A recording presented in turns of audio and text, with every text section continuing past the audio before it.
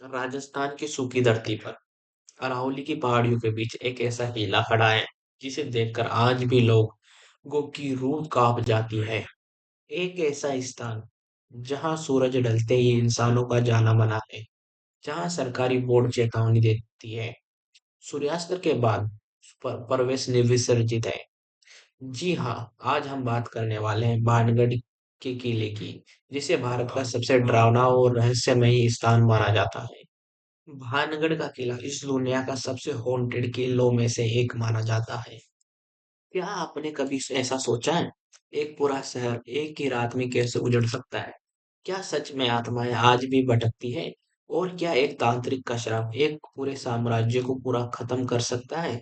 आज की यह कहानी आपको सिर्फ डराएगी नहीं, बल्कि सोचने पर मजबूर कर देगी। भानगढ़ किला स्थित है राजस्थान के अलवर जिले में सरिस्का टाइगर रिजर्व के पास, दिल्ली से लगभग 300 किलोमीटर दूर। यह किला आज भी खामोशी की चादर ओढ़े खड़ा है। दिन में देखने पर एक सुंदर ऐतिहासिक स्मारक लगता है, लेकिन जैसे ही सूरज ढलता है, यह जगह कुछ और ही बन जाती है। भानगढ़ किले के बाहर भारतीय पुरातत्व सर्वेक्षण एएसआई द्वारा लगाया गया एक बोर्ड है जिस पर साफ लिखा है, सूर्यास्त के बाद और सूर्योदय से पहले इस क्षेत्र में प्रवेश सख्त मना है। सोचिए, जब सरकार खुद किसी जगह पर रात में जाने से मना करे तो मामला कितना गंभीर होगा। दिन में पर्यटक घूमने आते हैं, बच्चे हंसते हैं, कैमरे की क्लिक करते हैं, लेकिन रात में सन्नाटा बोलता है, हवा अजीब आवाजें करती है, खंडहरों में से पायल चीखे और फुसफुसाहट सुनाई देती है। स्थानीय लोग कहते हैं, जो रात में गया वो वह यहाँ तो लौटा नहीं, या फिर पहले जैसा कभी रहा नहीं। 17वीं शताब्दी में इस किले को बनवाया था इस राजा माधो सिंह ने, जो आमेर के राजा मान सिंह के छोटे भाई थे। भानगढ़ उस समय व्यापार का केंद्र था, सुंदर बाजार थे, मंदिर महल और हवेलियां थी। यह जगह कभी खुशियों से भरी हुई थी, तो फिर ऐसा क्या हुआ कि आज यह फिर खंडर और डर की कहानी बन कर रह गया। इस कहानी का केंद्र एक खूबसूरत राजकुमारी का नाम था, उनका रानी रत्नावती। कहा जाता है कि रत्नावती की सुंदरता पूरे राजस्थान में मशहूर थी। राजकुमार, राजा, व्यापारी सब उनसे विवाह करना चाहते थे, लेकिन इस सुंदरता ने भानगढ़ को श्रापित कर दिया। भानगढ़ का किला उस दौर में सिर्फ पत्थरों का ढांचा नहीं था, वह खुशियों, रौनक और शाही वैभव से भरा हुआ नगर था। और इस नगर की सबसे बड़ी पहचान थी रानी रत्नावती। कहा जाता था कि रानी रत्नावती का जन्म एक शुभ घड़ी में हुआ था। ज्योतिषियों ने जन्म कुंडली देखकर कहा था, यह बालिका जितनी सुंदर होगी उतनी ही इसके कारण बड़ा विनाश भी होगा। उस समय किसी ने इस बात को गंभीरता से नहीं लिया, क्योंकि रत्नावती बचपन से ही असाधारण रूप से सुंदर थी। कहते हैं कि उनकी आंखें ऐसी थी जैसे चांदनी रात में झील, उनके बाल काले बादलों जैसे घने और चेहरा ऐसा जैसे देवी स्वयं धरती पर उतर आई हो। जब रत्नावती महल की बालकनी में आती तो पूरा भानगढ़ रुक सा जाता। लोग कहते थे, जिसने एक बार रानी को देख लिया वह उन्हें कभी भूल नहीं सकता था। जैसे जैसे रत्नावती बड़ी हुई, वैसे वैसे उनके विवाह के प्रस्ताव आने लगे, दूर दूर के राजाओं से, शक्तिशाली राजकुमारों से, धनवान सामंतों से। लेकिन रानी रत्नावती किसी में भी कोई रुचि नहीं दिखाती थी। उन्होंने साफ कह दिया, मैं उसी से विवाह करूंगी जो मेरे योग्य होगा और जिसे मेरा मन स्वीकार करेगा। यह बात कई लोगों को चुभ गई।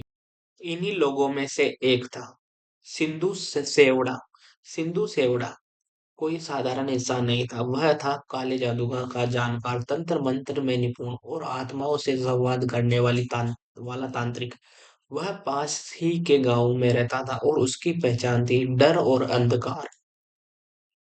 जैसे ही सिंधु सेवड़िया ने रानी रत्नावती को देखा, उसका मन पूरी तरह उसके उनके वश में हो गया।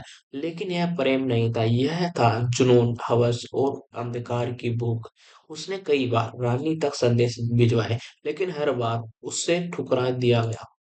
सिंधु सेवड़ा को यह अपमान बर्दाश्त नहीं हुआ। उसने खुद से कहा, अगर रानी खुशी से मेरी नहीं बनेगी तो तंत्र मंत्र से उन्हें मेरा बनाने बनना ही पड़ेगा। और यहीं से शुरू हुई भानगढ़ के विनाश की असली तैयारी। एक दिन रानी रत्नावती अपने दोषियों के साथ भानगढ़ के बाजार में आई। वहां एक इत्र की दुकान थी और उसी दुकान पर भैंस बदलकर खड़ा था सिंधु सेवड़ा। उसने एक खास इत्र तैयार किया था, ऐसा इत्र जिसमें मिला हुआ था काला जादू। उसका जादू ऐसा था कि जो भी उसे लगाता वह तांत्रिक के वश में हो जाता। सेवड़ा ने वह इत्र रानी को देने की कोशिश की। लेकिन रानी रत्नावती सिर्फ सुंदर ही नहीं थी, विद्वान भी थी। उन्हें तुरंत कुछ गड़बड़ महसूस हुई। उन्होंने मन इत्र को लिया और उसे जमीन पर एक पत्थर पर गिरा दिया। जैसे ही इत्र पत्थर पर पड़ा, पत्थर अपने आप लुढ़कता हुआ सीधे सिंधु सेवड़ा के ऊपर चला गया। और जैसे ही वह पत्थर सिंधु सेवड़ा से टकराया, उसका सारा काला जादू उसी पर लौट आया। वह वही चीखते हुए मरने लगा। मरते मरते उसने जो कहा वही बानगढ़ का सबसे भयानक शराब बन गया। सिंधु सेवड़ा ने कहा, भानगढ़ का कोई भी सुखी नहीं रहेगा। यह नगर पूरी तरह उजड़ जाएगा और यही यहाँ की आत्माएं कभी शांति नहीं पाएगी। और उसी क्षण भानगढ़ की हवाओं में कुछ बदल सा गया। सिंधु सेवड़ा की मौत सिर्फ एक इंसान की मौत नहीं थी, वह मौत एक भयानक शराब की शुरुआत थी। उस दिन के बाद भानगढ़ पहले जैसा कभी नहीं रहा। कहा जाता है कि मरने के बाद से पहले सिंधु सेवड़ा ने धरती पर गिरते हुए कहा, जिस भूमि ने मेरे प्रेम को ठुकराया वह भूमि कभी फल फूल नहीं पाएगी। भानगढ़ में न कोई घर बसेगा, न कोई वंश चलेगा, और जो यहाँ रहेगा वह तड़प तड़प कर उसकी जान चली जाएगी। उसके बाद शब्द हवा में नहीं गए, वे सीधे भानगढ़ की दीवारों में समाते चले गए। श्राप का पहला असर रानी रत्नावती पर पड़ा। कुछ ही दिनों में रानी बीमार रहने लगी। उन्हें अजीब सपने आने लगे। रात में किसी के रोने की आवाजें सुनाई देती। रानी अक्सर कहती थी, मुझे लगता है कोई कोई मुझे बुला रहा है। राजा माधो सिंह अपनी बेटी को लेकर बहुत चिंतित था। उन्होंने वेदों को बुलाया, साधुओं से पूजा करवाई, मंदिरों में हवन कराए, लेकिन कोई भी उपाय काम नहीं आया। एक रात आसमान पर काले बादल छा गए। बिजली चमक रही थी, तेज हवा चल रही थी, और तभी महल से एक जोरदार चीख सुनाई दी। जब लोग रानी के कक्ष में पहुंचे तो दृश्य था वह रूह कांपा देने वाला था। रानी रत्नावती जमीन पर गिरी हुई थी, उनकी आंखें खुली हुई थी, लेकिन उनमें जीवन नहीं था। किसी को मौत का कारण कभी पता ही नहीं चला। कुछ कहते हैं वह शराब का असर था, कुछ कहते हैं रानी की आत्मा उसी रात महल को छोड़ गई। रानी की मौत के कुछ दिनों बाद भानगढ़ पर शत्रुओं ने हमला कर दिया। सेना तैयार नहीं थी, राजा टूट चुके थे, लड़ाई ज्यादा देर तक नहीं चल पाई। कहा जाता है कि एक ही दिन में हजारों लोगों की जान चली गई, घर जल गए, मंदिर टूट गए। भानगढ़ कभी भी हंसता खेलता नगर था, वह बन गया मौत की खामोशी की जगह। कुछ सालों के अंदर ही वहां कोई वहां बस नहीं पाया। जो बसने की कोशिश करता वह अपनी जान गंवा बैठता, भाग जाता। खेती नहीं होती, पानी सूख गया, लोग कहने लगे यह जगह शापित है, और धीरे धीरे भानगढ़ इतिहास के पन्नों में दफन हो गया। स्थानीय लोग कहते हैं रात में चिड़ियों की आवाज आती, किसी के चिल्लाने की आहट, और कभी कभी एक स्त्री की चीख। लोग मानते हैं वह आत्मा रानी रत्नावती की है। कुछ लोगों ने रात में रुकने की कोशिश की, लेकिन कोई बेहोश हो गया, किसी की मानसिक हालत बिगड़ गई, कोई वापस नहीं लौटा। इसलिए आज भी सूर्यास्त के बाद भानगढ़ में प्रवेश वर्जित है। लेकिन सवाल अब भी बाकी, क्या यह सब वाकई तांत्रिक का शराब था या सिर्फ एक डरावनी कहानी? दिन में भानगढ़ इतिहास लगता है, लेकिन रात में भानगढ़ एक चेतावनी बन जाती है। सूरज ढलते ही यह जगह इंसान को नहीं रहती। सूर्यास्त के बाद क्या होता है मैं आपको बता देता हूँ। जैसे ही शाम के 6 बजते हैं, पक्षियों की आवाज अचानक बंद हो जाती है। हवा ठंडी और भारी लगने लगती है। किले के अंदर अजीब सी घुटन महसूस होती है। स्थानीय लोग कहते हैं सूरज डूबते ही यहाँ कुछ जाग जाता है। भानगढ़ भारत की इकलौती ऐसी जगह है जहां एएसआई ने रात में प्रवेश पर रोक लगाई है। आधिकारिक कारण सुरक्षा नहीं, जंगली जानवर, खंडर गिरने का खतरा। लेकिन अगर ऐसा ही होता तो यह नियम सिर्फ भानगढ़ में ही क्यों? कुछ साल पहले चार कॉलेज स्टूडेंट रोमांच के लिए रात में भानगढ़ में घुसे। उनका कहना था उन्हें किसी के चिल्लाने की आवाज आई। पीछे मुड़कर देखा, कोई नहीं। अचानक एक लड़की की हंसी सुनाई दी। डर की वजह से वे भागने लगे, लेकिन उनमें से एक अचानक जमीन पर गिर गया। जब बाकी उससे उठाने पहुंचे, उसका शरीर पर नीले निशान थे। गांव की महिलाएं बोलती है, एक स्थानीय महिला बताती है, मैंने अपनी आंखों से महल की खिड़की से एक औरत की को सफेद कपड़ों में खड़े देखा। जब वह पास गई तो वहां कोई नहीं था। लोगों का मानना है कि ये रानी की आत्मा आज भी किले में भटकती है। वह मुक्ति चाहती है, लेकिन शराब के कारण जा नहीं पाती। कई लोगों ने कहा रात में किसी औरत की आवाज मदद मांगती हुई सुनाई देती है।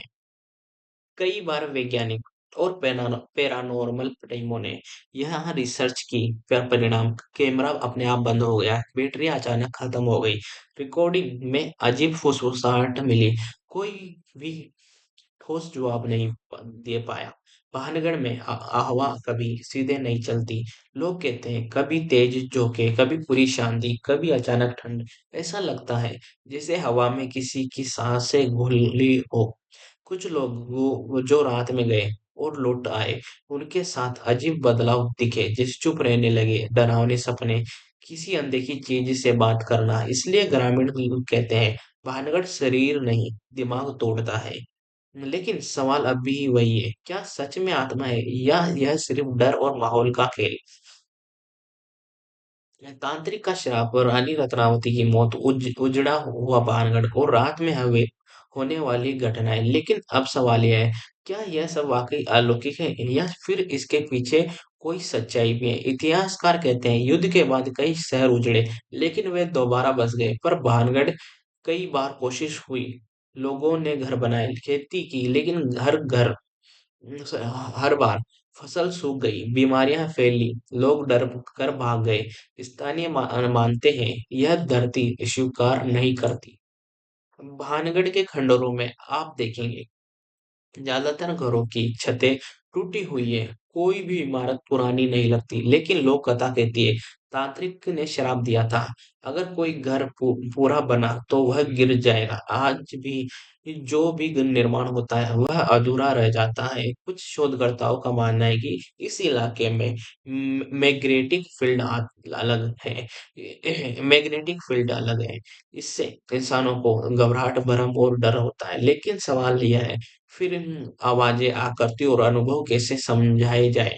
मनोवैज्ञानिक कहते हैं जब दिमाग पहले से डरा हो, अंधेरा और सन्नाटा हो, पुरानी डरावनी कहानियां याद हो, तो दिमाग खुद डर पैदा करता है। लेकिन सैकड़ों लोग एक ऐसा झूठ महसूस कर सकते हैं?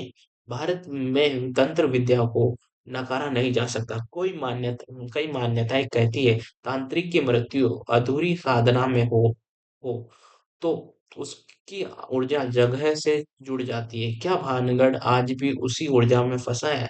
आज भी भानगढ़ के पास रहने वाले लोग सूर्यास्त से पहले लौट जाते हैं, बच्चों को किले की ओर जाने नहीं देते, रात में दिशा में नहीं देखते, तब थे। उनका साफ कहना है, जो चीज आंखों से न दिखे वह होती नहीं। यह जरूरी तो नहीं है। आज भानगढ़ एक खंडर है, लेकिन टूटी दीवारें, खामोश गलियां और अधूरे सपने। लेकिन सवाल अब भी जिंदा है, क्या भानगढ़ सच में भूतिया है या यह सिर्फ इतिहास और डर का मेल है? आपको ये स्टोरी वीडियो कैसी लगी कमेंट में जरूर बताना। न्यूज़ वीडियो एक तरह से तो मान के चलना। और मिलते हैं नेक्स्ट न्यूज़ वीडियो में। ऐसे इंटरेस्टिंग के लिए सब्सक्राइब कर लेना, लाइक कर देना, अपने दोस्तों को जरूर शेयर कर देना भाइयों।